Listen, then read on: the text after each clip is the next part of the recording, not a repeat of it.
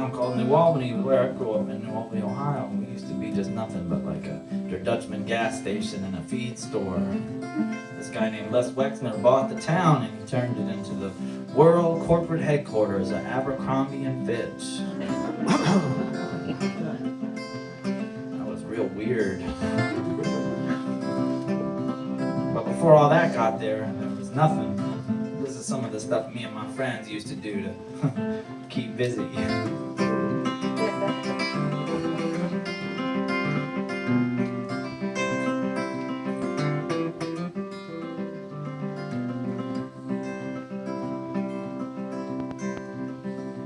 I could make you laugh, but I don't have the guts to do it. There's that bar across town, the one that plays all your favorite songs. There's that ice cream shop off of Hamilton Street, you used to work there. But sometimes life got rough, but back then I had you, and I knew it. Please forgive me, high on my knee. I've traveled your roads and your hills.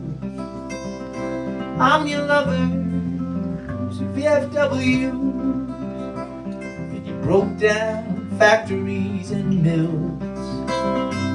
I'm your freight trains and your friends, your shopping malls and your tanning beds.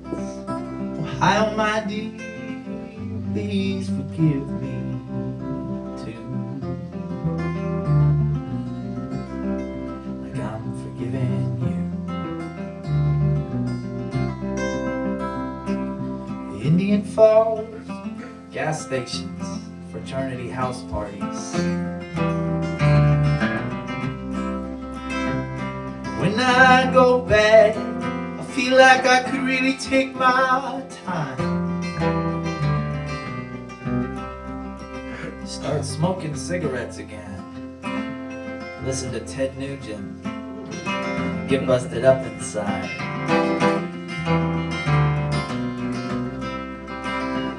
Dig a hole in my backyard. Bury all my old crap from high school. Found a picture the other day in this old shoebox of stuff I was going through. Picture you from a harvest parade. You were riding on the back of this big old boat of a car in a dress that your mama had made with a crown and a sash on because they just named you the queen of some kind of vegetable.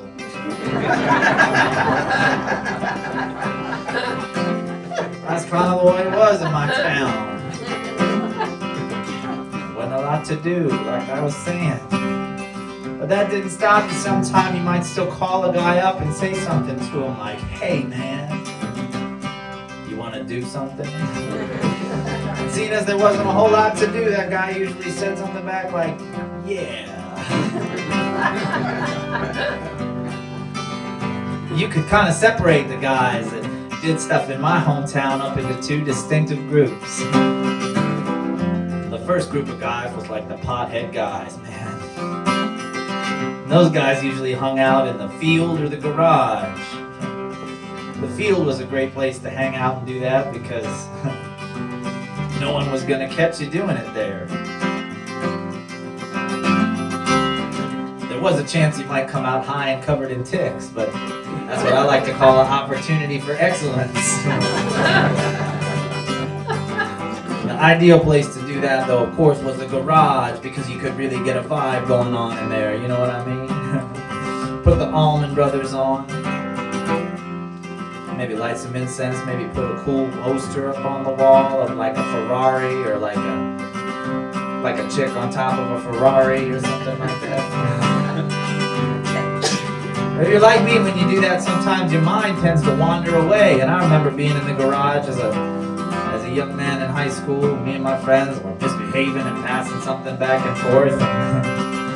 My mind wandered away to being in the garage as a much younger man. But I had to make that pine wood derby car for Boy Scouts. And mine was sucky and I didn't win anything. I think my dad even yelled at me.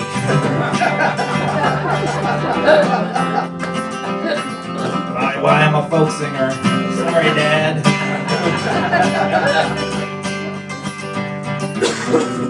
Well, the second group of guys was like the drinkers, man. The drinkers all hung out in the basement, of course. I don't know why, it just always seemed to end up down there when you were drinking. Of course, the thing about drinking in high school is if you're gonna do it, you gotta have a guy around that's old enough to get you the beer in the first place.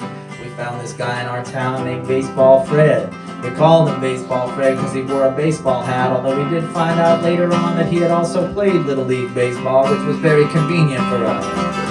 Little League Fred would come over, man, with something real classy to drink, maybe some Amber Bock or some Labatt Blue or something like that, and we'd just go through them all. And the next day you gotta get rid of all those empties without your mom seeing. So I'd do something on the sly, like put them in my laundry bag, and on the way out the door say something to my mom like, I'm gonna go do my laundry now. Drive over to this CVS that blocked the dumpster from the highway so no one could see what you were throwing away back there, or in my case, that you were throwing up back there. And after I did one or two of both of those things, I would be on my merry way. But my friends, I want to tell you this tonight because I want to say to you, whatever you're out there doing, may you do it in good company. May you have a great time while you're doing it. When all is said and done, may you make up a kick-ass song about it that you can sing to some people in a bar in Pittsburg, Kansas.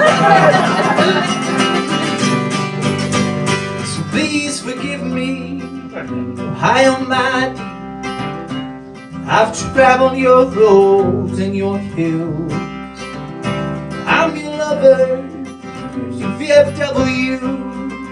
In your broke down factories and mills, I'm your freight trains and your friends, your shopping malls and your tanning beds.